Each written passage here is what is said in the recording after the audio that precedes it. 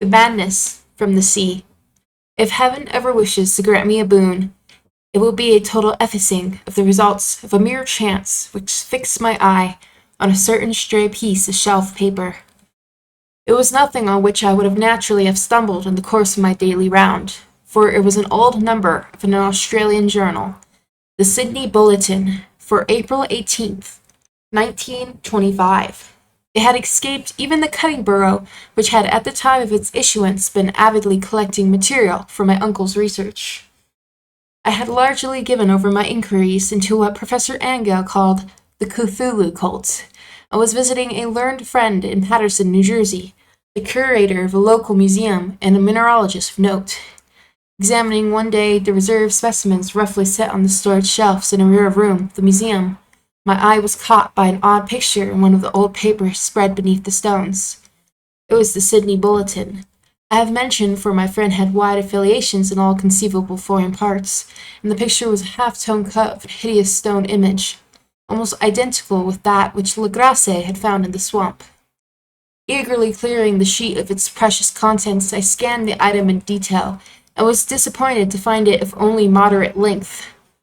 What it suggested, however, was of portentous significance to my flagging quest, and I carefully tore it out for immediate action. It read as follows: Mystery derelict found at sea. Vigilant arrives with helpless armed New Zealand yacht in tow. One survivor and dead man found aboard. Tale of desperate battle and deaths at sea. Rescued seaman refuses particulars of strange experience. Odd idol found in his possession. Inquiry to follow.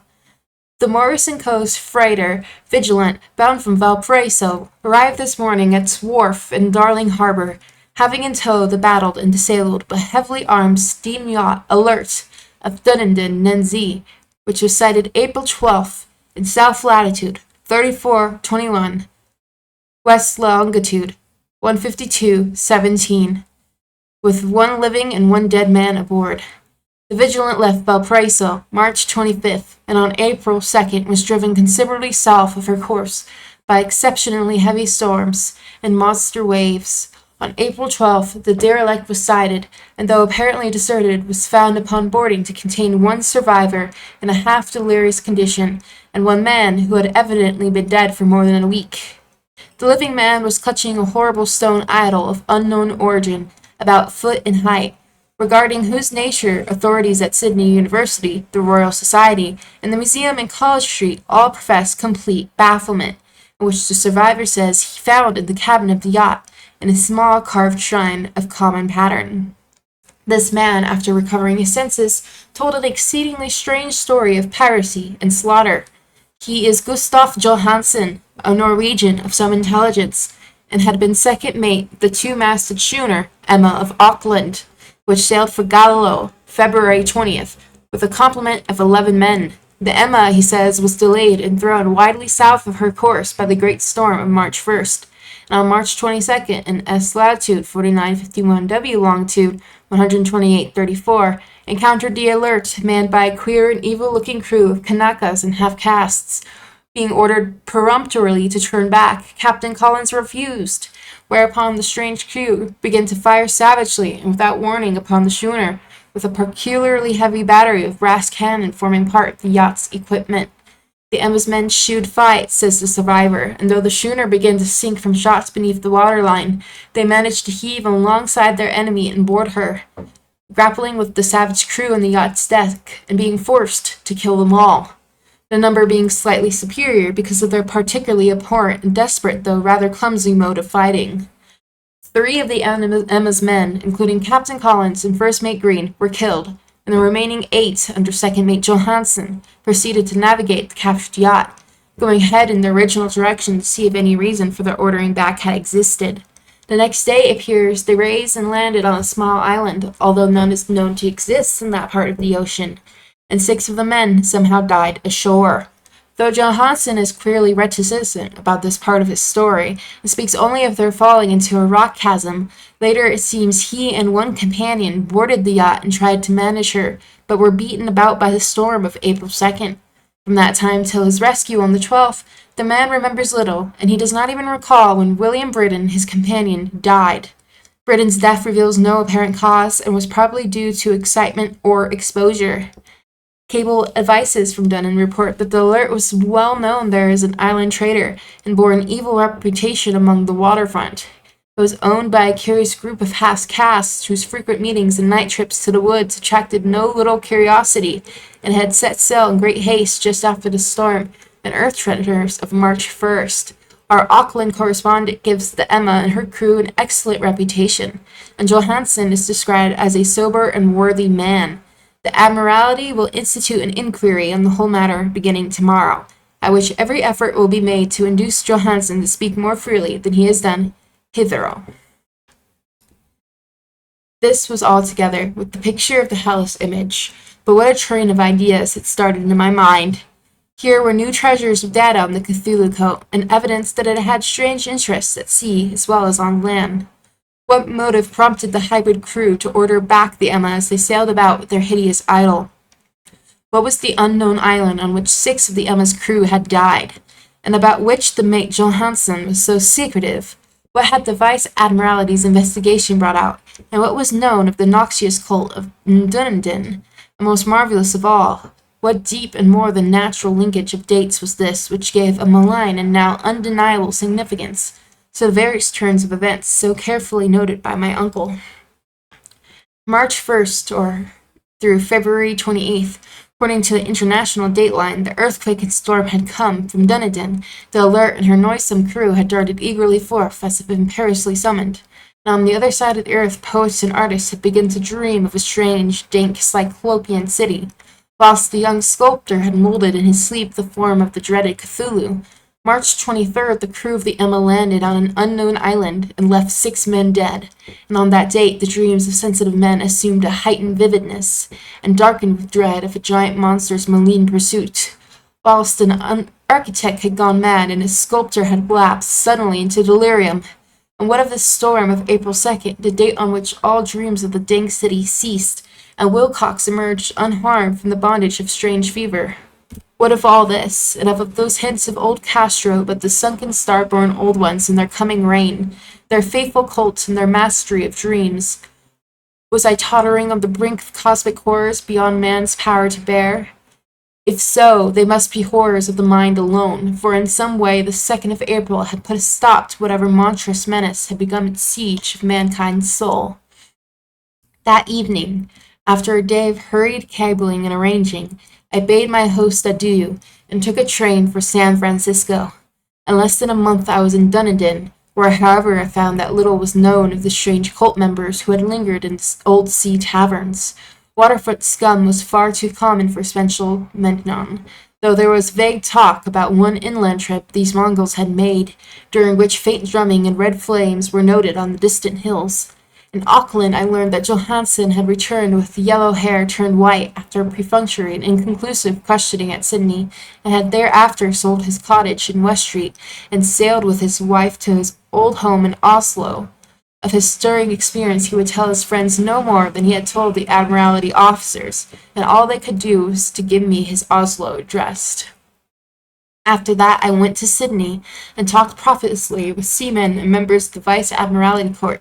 I saw the Alert, now sold and in commercial use at Circular Quay in Sydney Cove, but gained nothing from its non-commercial bulk. The crouching image with its cuttlefish head, dragon body, scaly wings, and hieroglyphed pedestal was preserved in the museum at Hyde Park, and I studied it long and well, finding it a thing of balefully exquisite workmanship, with the same utter mystery, terrible antiquity, and unearthly strangeness of material which I had noted in Legrasse's smaller specimen. Geologists, the curator told me, had found it a monstrous puzzle, for they vowed that the world held no rock like it. Then I thought with a shudder of what old Castro had told Legrasse about the old ones. They had come from the stars, and had brought their images with them.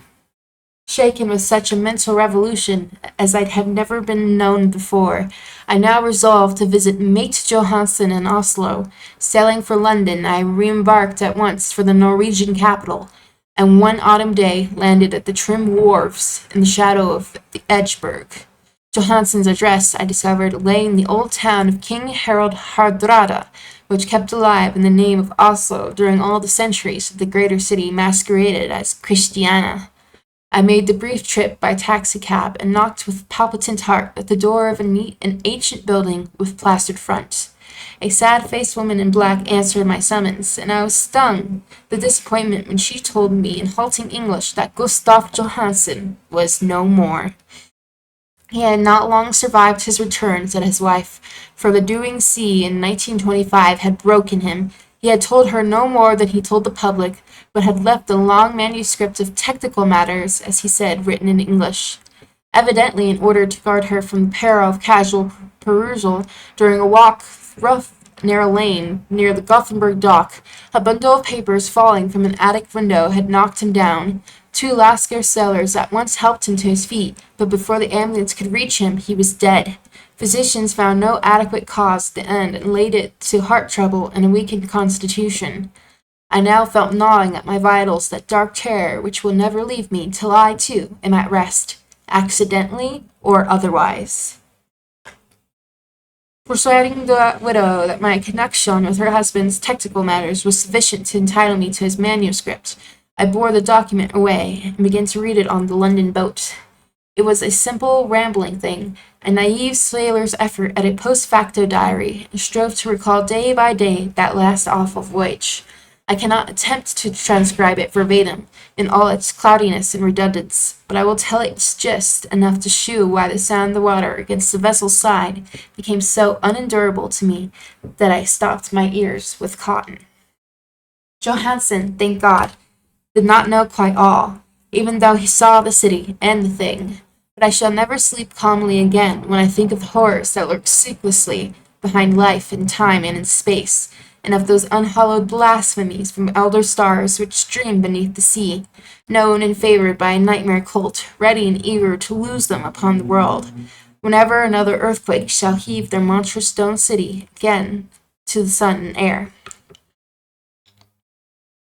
Johansen's voyage had begun just as he told it to the Vice-Admiralty. The Emma and ballast had cleared Auckland on February 20th, and had felt the full force of that earthquake-born tempest which must have heaved up from the sea bottom, the horrors that filled men's dreams.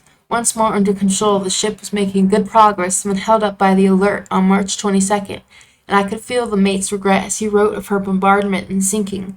Of the swarthy cult fiends on the Alert, he speaks with significant horror. There was some peculiarly abnormal quality about them, which made their destruction seem almost a duty, and Johansen shews ingenuous wonder at the charge of ruthlessness brought against his party during the proceedings of the Court of Inquiry. Then driven ahead by curiosity in their captured yacht under Johansen's command, the men sight a great stone pillar sticking out of the sea in S latitude 47.9, W longitude 123.43, come upon a coastline of mingled mud, ooze, and weedy Cyclopean masonry, which can be nothing less than the terrible substance of Earth's supreme terror, the nightmare corpse city of Raleigh, that was built in measureless aeons behind history by the vast loathsome shapes that seeped down from the dark stars. There lay great Cthulhu and his hordes, hidden in green slimy vaults, and sending out alas after cycles incalculable, the thoughts that spread fear to the dreams of the sensitive, and called imperiously to the faithful to come on a pilgrimage of liberation and restoration. All this Johansen did not suspect, but God knows he soon saw enough. I suppose that only a single mountain top, the hideous monolith-crowned citadel whereon great Cthulhu was buried, actually emerged from the waters. When I think of the extent of all that may be brooding down there, I almost wish to kill myself forthwith. Johansen and his men were awed by the cosmic majesty of this dripping Babylon of elder diamonds, and must have guessed without guidance that it was nothing of this or of any sane planet. Awe at the unbelievable size of the greenish stone blocks, at the dizzying height of the great carven monolith, and at the stupefying identity of the colossal statues and bas-reliefs with the queer image found in the shrine on the Alert, is poignantly visible in every line of the mate's frightened description.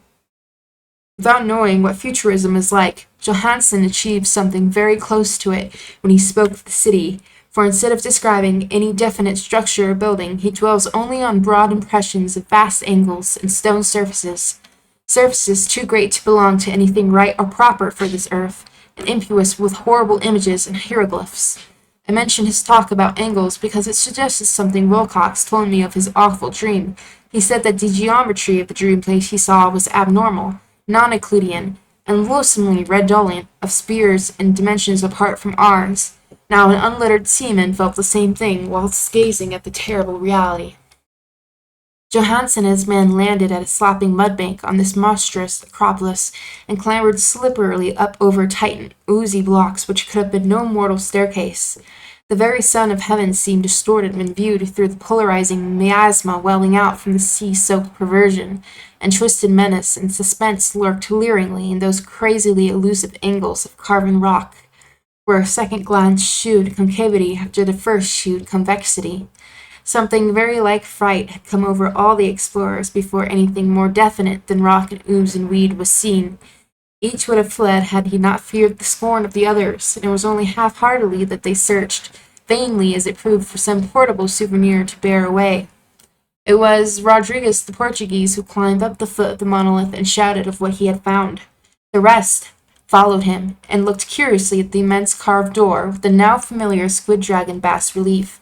It was, Johansen said, like a great barn door, and they all felt that it was a door because of the ornate lintel, threshold, and jambs around it, though they could not decide whether it lay flat like a trapdoor or slantwise like an outside cellar door. As Wilcox would have said, the geometry of the place was all wrong. One could not be sure that the sea and the ground were horizontal, hence the relative position of everything else seemed phantasmally variable. Braden pushed up the stone in several places without result. Then Donovan felt over it delicately around the edge, pressing each point separately as he went. He climbed interminably along the grotesque stone molding, that is, one would call it climbing if this thing was not, after all, horizontal. And the men wondered how any door in the universe could be so vast. Then very softly and slowly the acre-great lintel began to give inward at the top, and they saw that it was balanced. Donovan slid or somehow propelled himself down along the jamb and rejoined his fellows. Everyone watched the queer recession of the monstrously carved portal, and this fantasy of prismatic distortion. It moved anomalously in a diagonal way, so that all the rules of matter and perspective seemed upset. The aperture was black, with a darkness almost material.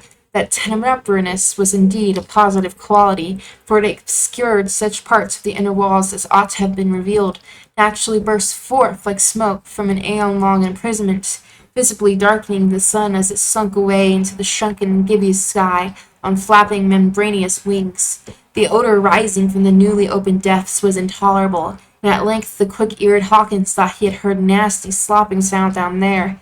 Everyone listened, and everyone was listening still, when it lumbered slobberingly into sight, and gropingly squeezed its gelatinous green immensity through the black doorway into the tainted outside air of that poisoned city of madness. Poor Johansen's writing almost gave out when he wrote of this. The 6 men who never reached the ship. He thinks 2 perished of pure fright in that accursed instant. The thing cannot be described. There was no language for such abysms of shrieking and immemorial lunacy, such eldritch contradictions of all matter, force, and cosmic order. A mountain walked or stumbled. God, what wonders that across the earth a great architect went mad, and poor Wilcox raved with fever in that telepathic instant.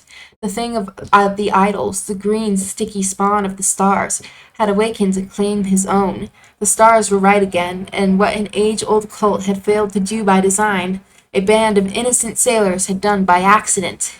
After vinchillions of years, great Cthulhu was loose again and ravening for delight. 3 men were swept up by the flabby claws before anybody turned. God rest them. There be any rest in the universe. There were Donovan, Guerrera, and Angstrom. Parker slipped as the other 3 were plunging frenziedly over endless vistas of green-crusted rock to the boats, and Johansen swears he was swallowed up by an angle of masonry which shouldn't have been there, an angle which was acute, but behaved as if it were obtuse. So only Braden and Johansen reached the boat, and pulled desperately for the alert as the mountainous monstrosity flopped down the slimy stones and hesitated, floundering at the edge of the water. Steam had not been suffered to go down entirely, despite the departure of all hands for the shore. It was the work of only a few moments of feverish rushing up and down between wheel and engines to get the alert under way. Slowly, amidst the distorted horrors of that indescribable scene, She began to churn the lethal waters. Whilst on the masonry of that charnel shore that was not of the earth, the Titan thing from the star slavered and gibbered like Polypheme, cursing the fleeing ship of Odysseus. Then, bolder than the storied Cyclops, great Cthulhu slid greasily into the water, and began to pursue with vast wave-rashing strokes of cosmic potency. Britain looked back and went mad, laughing shrilly as he kept on laughing at intervals, till death found him one night in the cabin while Johansen was wandering deliriously. But Johansen had not given out yet. Knowing that the thing could surely overtake the Alert until steam was fully up, he resolved on a desperate chance, and setting the engine for full speed, ran lightning-like on deck and reversed the wheel. There was a mighty eddying and foaming in the noisome brine, and as the steam mounted higher and higher, the brave Norwegian drove his vessel head-on against the pursuing jelly, which rose above the unclean froth like the stern of a diamond galleon. The awful squid head with writhing fillers came nearly up to the bowsprit of the sturdy yacht, but Johansen drove on relentlessly. There was a bursting, as an exploding bladder, a slushy nastiness as of cloven sunfish, a stench as of 1,000 open graves, and a sound that the chronicler could not put on paper. For an instant that ship was befouled by an acrid and blinding green cloud, and then there was only a venomous seething astern, where God in heaven, the scattered plasticity of that nameless sky-spot, was nebulously recombining in its hateful original form, whilst this distance widened every second as the Alert gained impetus from its mounting steam. That was all. After that, Johansen only brooded over the idol in the cabin and attended to a few matters of food for himself, and the laughing maniac by his side. He did not try to navigate after the first bold flight, for the reaction had taken something out of his soul. Then came the storm of April 2nd, and a gathering of the clouds about his consciousness. This is a sense of spectral whirling through liquid gulfs of infinity, of dizzying rides through reeling universes on a cosmic's tail, and of hysterical plunges from the pit to the moon, and from the moon back again to the pit, all livened by Canakin choruses of the distorted, hilarious elder gods and the green batwing mocking imps of Tartarus. Of that dream came rescue the vigilant, the Vice Admiralty Court, the streets of Dunedin, and long voyage back home to the old house by Edgeburg. He could not tell that they would think him mad. He would write of what he knew before death came, but his wife must not guess. Death would be a boon, if only it could blot out the memories. That was the document I read, and now I have placed it in the tin box beside the bas relief and the papers of Professor Angell. With it shall go this record of mine, this test of my own sanity, wherein is pieced together that which I hope may never be pieced together again. I have looked upon all that the universe has to hold of horror, and even the skies of spring and the flowers of summer must ever afterward be poison to me, but I do not think my life will be long, as my uncle went, as poor Johansen went, so I shall go. I know too much, and the cult still lives. Cthulhu still lives. I suppose again, in that chasm of stone which has shielded him since the sun was young. His accursed city is sunken once more, for the Vigilant sailed over the spot after the April storm, but his ministers on earth still bellow and prance and slay around idol-capped monoliths and lonely places. He must have been trapped by the sinking whilst within his black abyss, or else the world would by now be screaming with fright and frenzy. Who knows the end? What has risen may sink, and what has sunk may rise. Loathsomest waits, and dreams in the deep, and decay spreads over the tottering cities of men. A time will come, but I must not and cannot think. Let me pray, if I do not survive this manuscript, my executors may put caution before audacity, and see that it meets no other eye.